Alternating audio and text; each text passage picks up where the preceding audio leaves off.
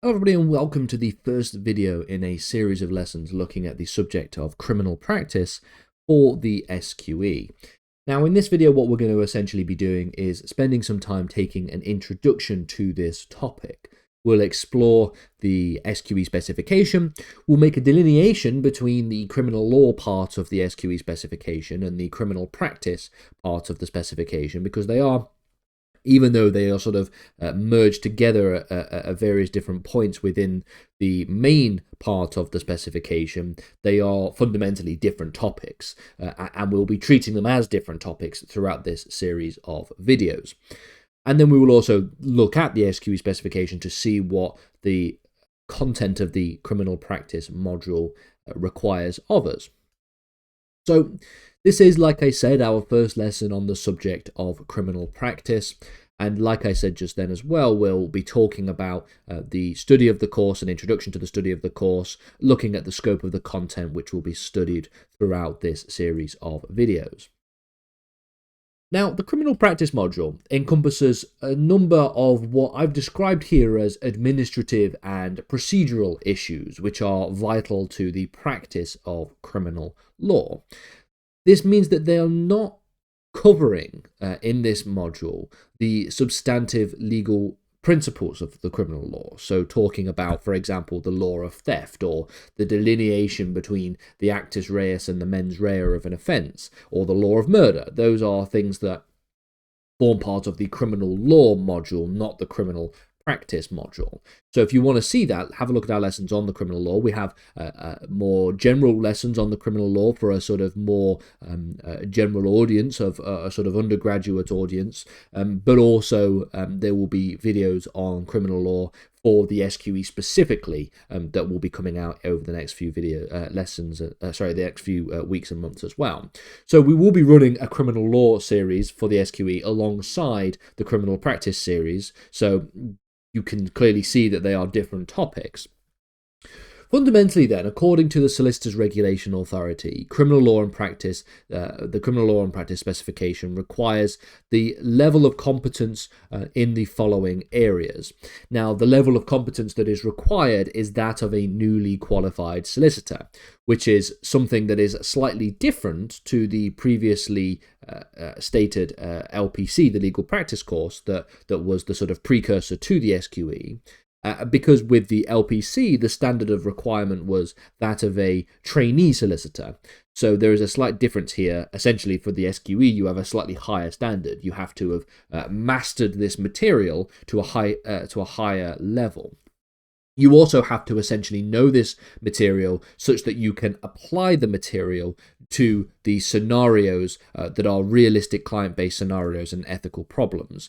And you should know already and have a familiarity with what the SQE looks like, especially just at the moment SQE1, thinking about the multiple choice questions and how they are sort of structured, and the ways in which they work, where each module fits within FLK1 versus FLK2, all of these different issues you should have a basic familiarity with already. So the SRA tells us that we need to know the following areas, and we need to have some level of competence in the following areas.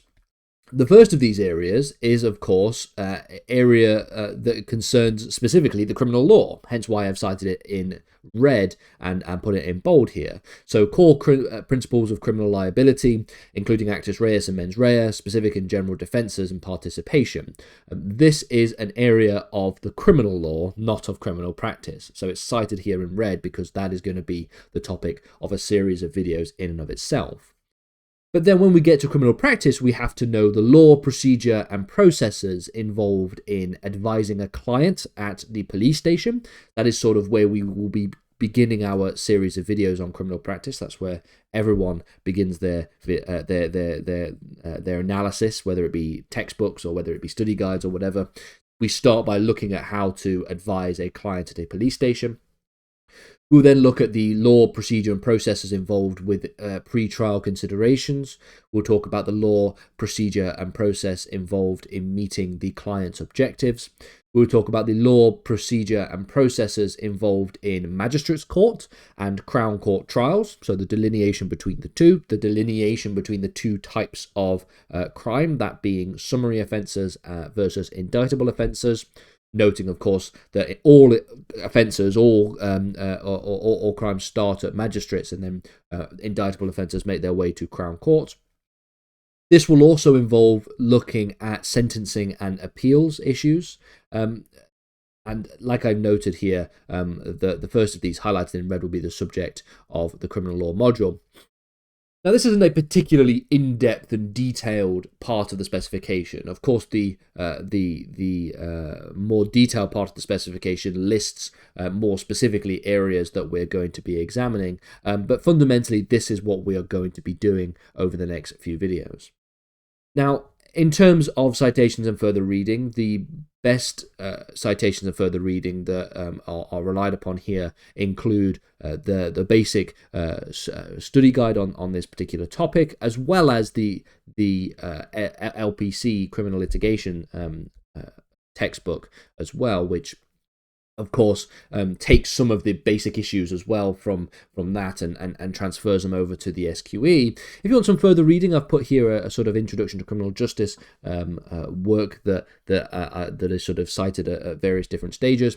And then in terms of citation of cases, because of course you're not expected to know in any great detail the facts and the analysis of every single case, what I will be doing will essentially involve having some extension material within the lessons, because I recognize that, of course, on the one hand, the SQE is very, very vast. It has a lot of content. And so the result is that you want to be trying to memorize and have a good understanding of only the stuff that you can be tested on. But I also recognize that for some people, further reading, doing more analysis might help them with their understanding of the material. And so I'll be basically putting extension material throughout this series, but I'll make it very clear that this is extension material, what is and what isn't extension material.